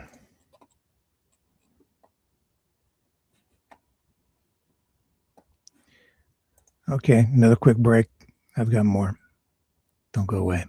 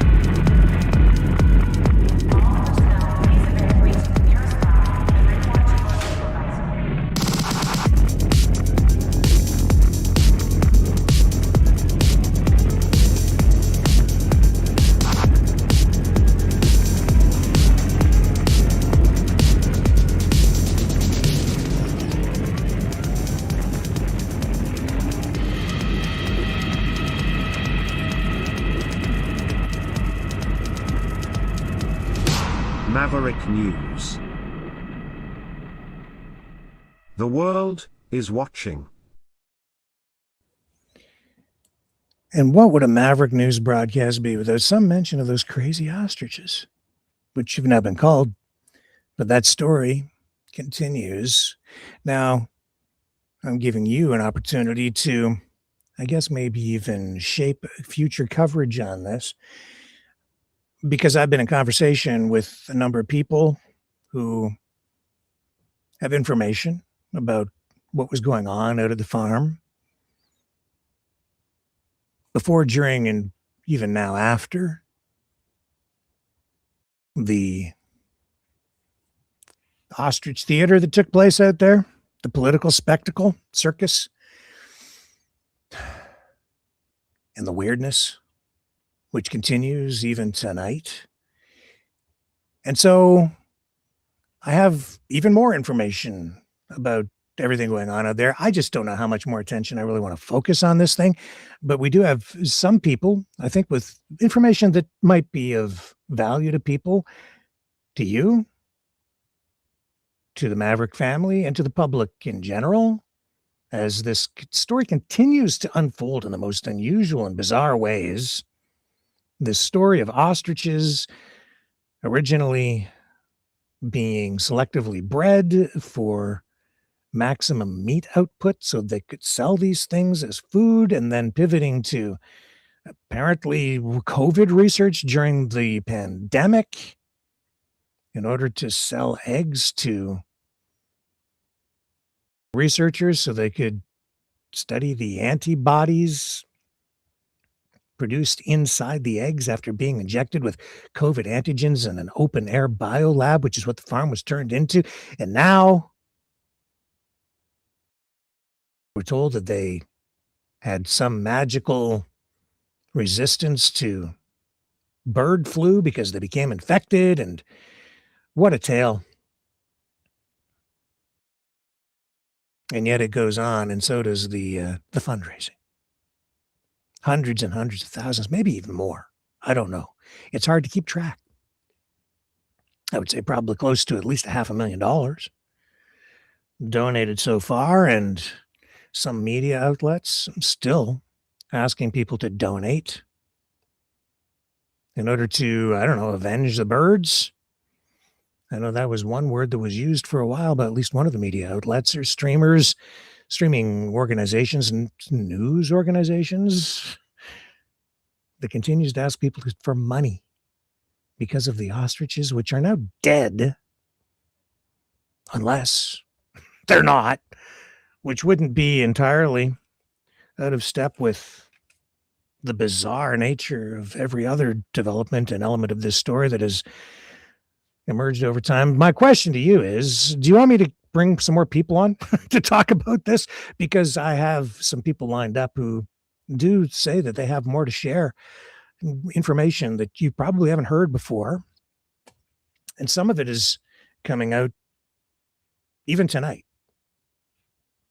Some of which I knew, some of which I didn't.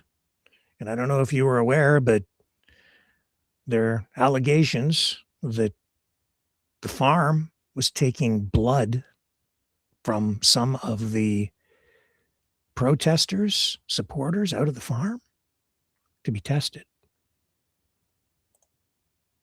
which seems inconsistent with what their story should be. If they say the birds were no longer infected, why would they want blood samples from the protesters? And yet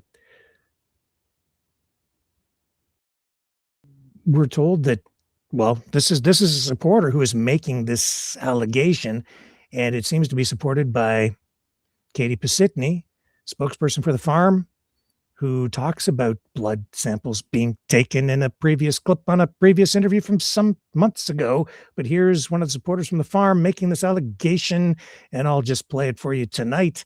And the only reason I'm doing that is because I wouldn't normally just run something that somebody just says or makes an allegation without some sort of proof, but I've spoken to other supporters from the farm who have also said the same thing. And then we've got this clip of Katie Pisitny saying something to this effect as well. So I'll play you the clip. This is weird. This is a really hard video to make because I don't even have words to describe how angry I am right now.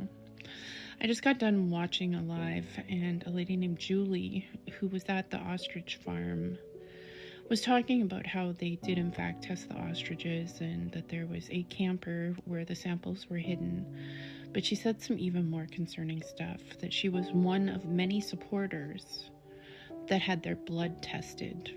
Not by a professional, but by Karen. She talked about one of the supporters being jabbed over 20 times so they could get a sample to secretly send away. There's been infections there. There's been people hospitalized, and there's been even 2 deaths. One of them, which was described as blood poisoning. I really hope that this conversation wasn't just for the internet, and that this has went to the police. If it hasn't, I hope enough of you share this that it ends up in the police's hands. I'm not sure what crime would have been committed by taking blood samples, if any crime at all. And I would normally say, prove it, except that we also already have this circulating online again. And this is from May 12th of this year. Katie Pisitny telling Shadow Davis that they took blood samples at the kitchen table at the farm. I don't watch Shadow Davis. We've all had our blood tested, just like me, and I'm not in with them. We're not under quarantine. It was quite the sight, Shadow. It was pretty funny. We're sitting at the table and we're taking our blood and we're sending it to a scientist, and came back positive for our strain of H5N1 of exposure. They have medical supplies there for the ostriches. And Katie decided they were going to take blood samples from a bunch of the people that were there. So she started with the lady that works in the kitchen all the time, who's still there. It took Katie 20 tries to get blood from the lady in the kitchen, but she took her blood. And I heard about it and I'm like, what the heck? Why not? Yeah. But you're not touching me. And there was a former nurse there. So I had this nice elderly former nurse who was properly trained, get out the alcohol swabs and to clean everything, and took my blood as well. They took blood from about 5 of us right there in their kitchen. Well, I'd stepped out onto the back porch because it was getting chaotic, but they did take our blood and they said they were going to send it off to see if we had antibodies. Was there any other animals or anything, Julie, that they took blood from? Yeah, that as well. That's a whole story though. To make it quick and short, one night I was walking back from the house and Katie pulled up in her Escalade and said, hey, I got something I need stored. And I was like, what? What's going on? She's like, yeah, we tested the birds. She's like, we've got the blood samples, but if the CFIA shows up like tonight, they're going to raid the house. So whenever they come, they're going to raid the house. So we can't have it in the house. And at the time, I'm an outside the box kind of girl. And I was like, oh, okay. And I said, well, you can stick it in my trailer if you want. We'll put it in the bathroom underneath my sink. No one's going to go through everyone's motorhomes. So yeah, they tested the birds when they were not supposed to in May. They had samples and they were being taken to the post office the next day. Yeah, see, they're not supposed to test those birds because they were under court order not to do that. And people don't understand why. Well, that's because it would set a precedent, which would then result in every farmer testing every damn bird or demanding that every bird be tested. And there's no possible way you could do that, especially with huge chicken operations where they sometimes even have tens of thousands of birds. And in order to have any kind of a policy like this, and blah, blah, blah, blah, blah, blah, blah, blah. I'm so tired of the story. Too weird. So my question is, do you want me to bring the people on to talk about it? Or not? Oh, and ProImmune says, why was I not here? People want to know that it is all okay. All right, I'll get to that at the end of the broadcast, okay? I don't want to make the program about me. That's why I really didn't get into it, but I'll explain at the end. Yeah. Do you want me to bring people on? Yep. Lady says, yes, please, Rick. Yes. Oh, it's like, it is a soap opera, isn't it? You can't stop. Okay. Well, some of the people are a little afraid to come on, and some other people appear willing. And they've been contacting me. I haven't even been pursuing them. This is the story that I never wanted to cover, and it just won't go away. But it does warrant coverage. And I'll tell you this, we probably should, because I think some of these people do have things that are worth hearing. They have some new information and important perspectives, and they're credible people, I think. Now, some of them were involved with what was going on out of the farm. So that's what makes them credible. They were there. And the other media outlets are not stopping on this. Because as I said a long time ago, this isn't really about the ostriches.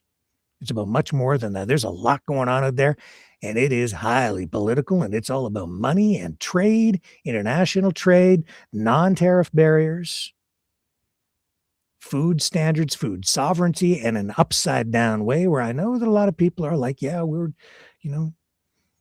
fighting to save the ostriches because we want to protect our food sovereignty. And in fact, as I analyze it, it's like the opposite. But we'll get into that another night in more depth and more detail. But isn't that freaking weird, the blood sample stuff? Just more weirdness. More weirdness. And if they indeed tested those birds when they weren't supposed to, opening themselves up to further possible legal complications and penalties. But I'm not sure that the government really wants to pursue it much more, because I think everybody's just tired of the damn story, except for the people benefiting by keeping it alive. When we come back, we'll talk about Scott Adams and his struggle to stay alive. The information war is raging. Truth without integrity is worth nothing. Maverick News. Because those who have power and those who seek it must be held accountable. The world is watching. Join our family of truth seekers. Donate today and add your voice to the chorus of Maverick Knights. Donate at maverickdonations.com. Truth. Integrity. It's the Maverick way.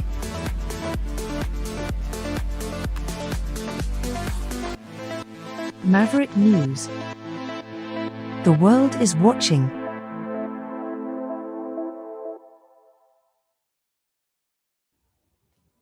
We're back. I'm sure that probably everybody is familiar with Scott Adams, the creator of the Dilbert comic strip. Now, he's been battling advanced prostate cancer, and it has spread to his bones. And he is right now in hospital in California. So he posted late yesterday on social media. He's 68. And he revealed he has now lost all ability to control his lower body. I remember he reached out to Donald Trump asking if he could use the right to try rules that Trump brought in order to try some new treatments. Well, his conditioning is worsening rapidly. And this leg numbness that he's speaking of actually began over a month ago. And he's not sure whether the paralysis is caused by the cancer, possibly by a tumor near his spine, or a severe constipation that has persisted for several days, despite using strong laxatives and other measures. So he's undergone an MRI, CT scans, and he has another MRI pending, but has reported no clear diagnosis yet. And he's frustrated with coordinating care among a bunch of different specialists. Anyway, he posted online. We have his video to share with you here tonight. And he's said that his pain is managed and that he's entered a palliative care program for better coordination. And there is a positive note to this. He says that the semi-paralysis in his left hand, his drawing hand, is mostly resolved. Now, as I said earlier this year, Adams publicly revealed his cancer diagnosis and sought assistance for access to a treatment drug called Polievre. And we have this, well, it was a live stream, now it's a recorded video where he provides further details on his condition. So we'll bring that to you tonight. And this alone helps, I guess, put life into perspective. Paralyzed below the waist, in the sense that I can't move any muscles. I do have feeling, I just can't move any muscles. And the solution, as of today, is we're gonna ambulance me over to a facility to get radiated. And they're gonna try to radiate that pesky tumor that's around my spine. If all goes well, and it gets more tumor than it gets good stuff, I might get my at least ability to get some strength back in my lower body. That's so. It's not a surgical because it's wrapped around too much sensitive stuff. Then, if that works, then my 6 days of constipation, which was also resolved this morning, thanks to a very brave nurse, and something I think they call digital intervention. So yes, I had a large bowel movement thanks to a nurse in her finger. But it's not reproducible because I don't have any muscle control down there. So several days of radiation plus several days of brave nurse should get me to the point where I can do enough myself that I could go home. So the good news is we've MRI'd it and looked at it, and I've got all the help I need at Kaiser. More than enough. They're bending over backwards. Is it because I put a big message on X? Well, it probably didn't hurt.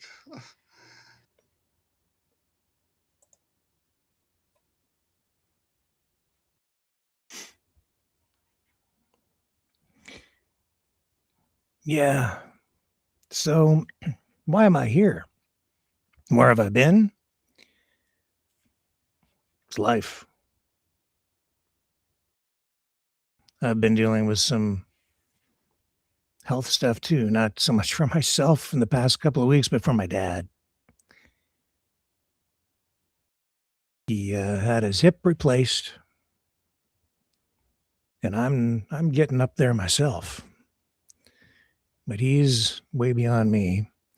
So I've been here. Welcome to my mom's basement.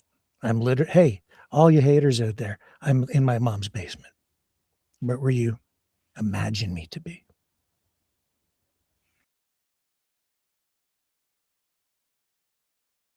Because this is where I need to be.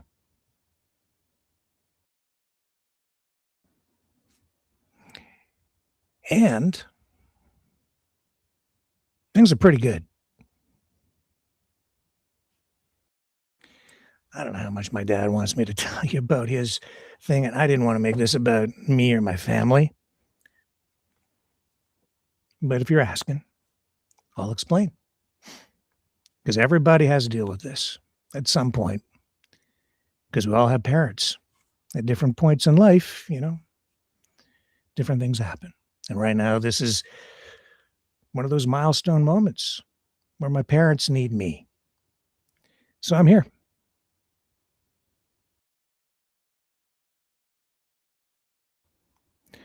But as critical as I've been of the Canadian healthcare system,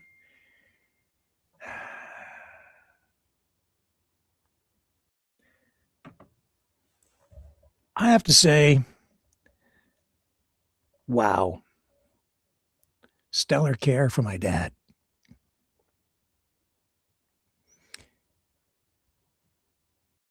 We got him in within 3 months. They did the operation. My dad's in his 90s. 3 months he's in. They replace his hip. He's home on the third day. And I'm helping him. I'm driving him around, and I'm not driving around now. He's not able to drive around at all, but he's up. And I'm grateful. And he's managing really, really well. And he's tough. Man, I can't keep up with him. Well, my mom, she needs support too, because they would normally support each other, but now things are a little bit different for a while. So I'm just here helping out, and helping my mom too, because she's not having as good an experience with her experience with the healthcare system at the moment is not as good. She's got some issues that I'm helping her with too. And while I'm here, I am finding all kinds of things around the home that need attention. So I'm taking care of that. And did you guys get walloped with snow? Well, here I am back in this is where I grew up. And, not that far away. I come back fairly often. But man, we get a lot of snow here at times. And we got hit with snow several days in a row here in London. And I've been out for hours. I picked up my dad because, I don't like to buy new stuff because, poverty. But I bought him this snowblower. Was it?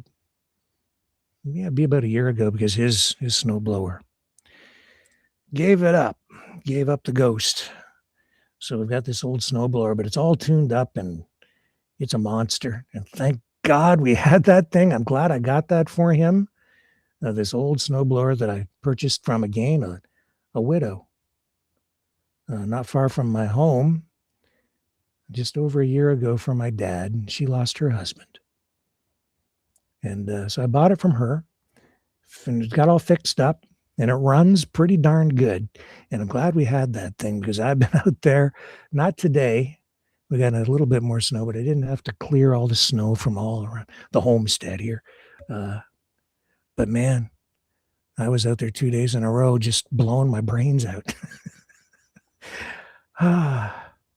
Thank God we had that giant snowblower. Yeah, my dad, he's stubborn, and he gets up and wanders around the house with the walker now, which he never ever had to use before. But he'll get past that. I said, Dad, don't be walking around without me coming up to make sure you're okay. Well, I have to try. Yeah, but what if you fall? Oh, I'm not going to fall. And he hasn't. Not physically.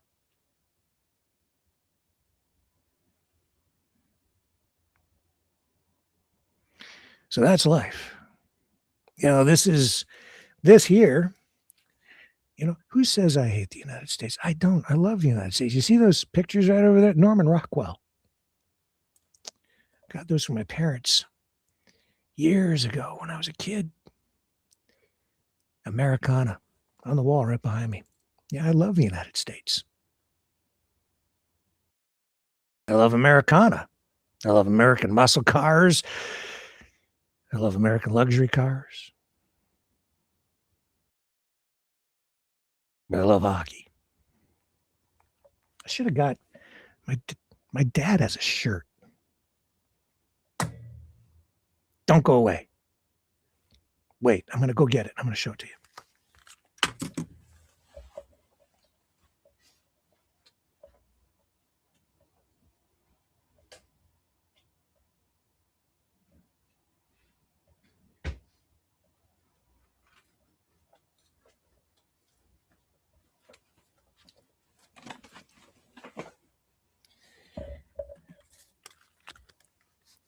He asked me to get him pajamas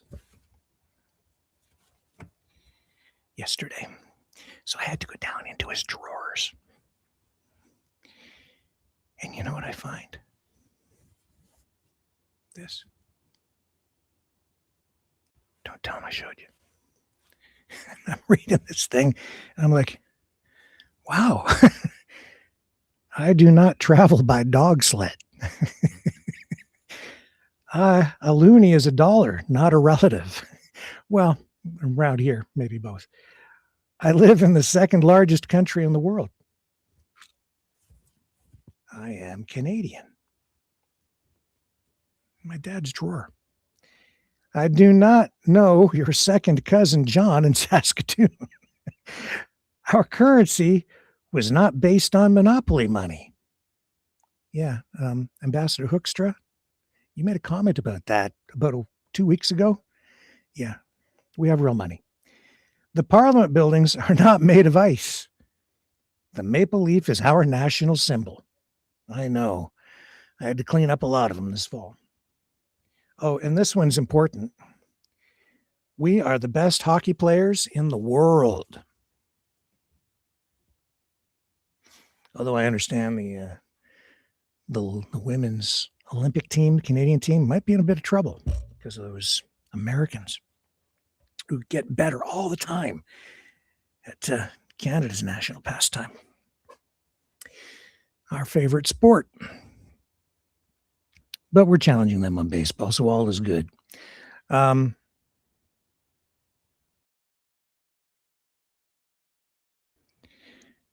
why I haven't been here for 2 weeks. I've been very preoccupied, very busy. And but I wanted to get back to you guys because you're my family too. And so I've been here. I brought a bunch of computer pieces. I've been getting some things together here. I had to hobble together a computer system to make all of this broadcast stuff work here. And so tonight I managed to put it all together, even though we had some technical problems off the top and a little bit through, but now we're cooking with gas, Canadian gas. We've got Americana on the wall. I've got Christmas tree over there, which I'm going to come back to in a moment. Wood stove right over there. So I've been stoking the fire, keeping the house warm, the old homestead here. And my dad's on the mend. And next week, I'm going to go get after some of them docs who've been treating my mom. And I'm going to make sure that she gets the care she needs to. And I'm going to try to be here with you guys every night, right through from this point on as well, while I continue to take care of my family stuff. And I hope you guys take care of your families over the holidays and into the new year as well. And, you know, I mentioned that tree over there. This is where we do our family Christmas, have for years and years and years. And I've been working on something. I have a new Maverick Christmas album. And I want to share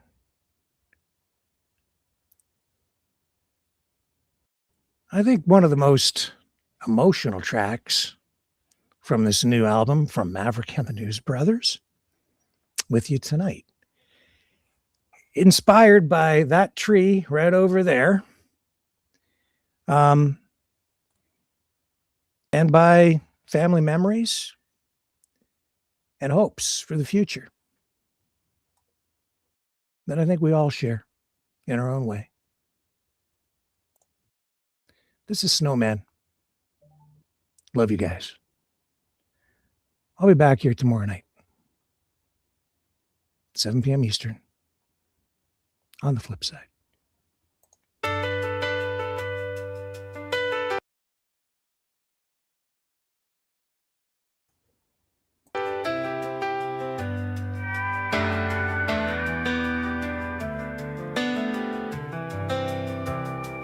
I was born in glitter, hung high on the tree. A cradle below held sweet Christina and me. Her tiny hands reached for the colored lights glow. I smiled through the fake snow while the carols played slow. And then the season was over. In a box I was packed, tucked away and waiting in velvet black. Every December, the lid lifts again. Light floods the silence like grace on my sin. I search through the sparkle for her sweet face. My little girl growing in this same old place, waiting in the darkness for light to shine through. Another year fades, I'm always looking for you. I love you, baby girl, you'll always be mine. The Christmas spirit's here for all time.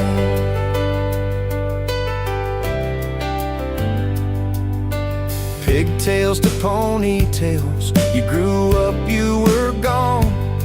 That cold Christmas smashed heart, it felt so wrong. Left in an attic with darkness my home, a forgotten snowman gathering dust all alone. 7 Decembers on the box shook and rose. Hands pulled me out, blinded by the glow. Same tree, same branch, but her eyes were brand new. A pink bundle sleeping, Lord, dreams do come true. Waiting in the darkness for light to shine through. Another year fades as I'm still looking for you. I love you, baby girl, you'll always be mine. The Christmas spirit's here for all time. She hung a snow lady right there by my side. Whispered he waited, teardrops she couldn't hide. Now 2 snow hearts sway where the tinsel is hung, watching her daughter reach like her mama once done. When they pack us together at the end of the night, we'll dream in the dark till next year's light. Waiting in the darkness for light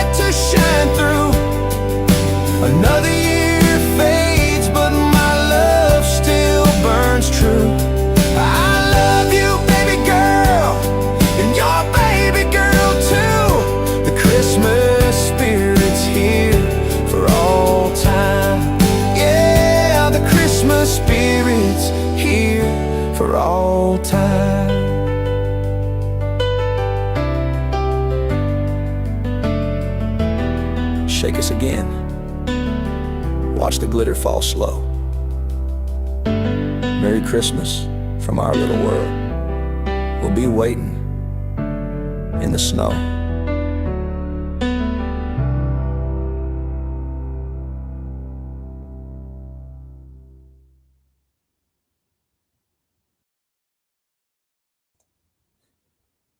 Merry Christmas.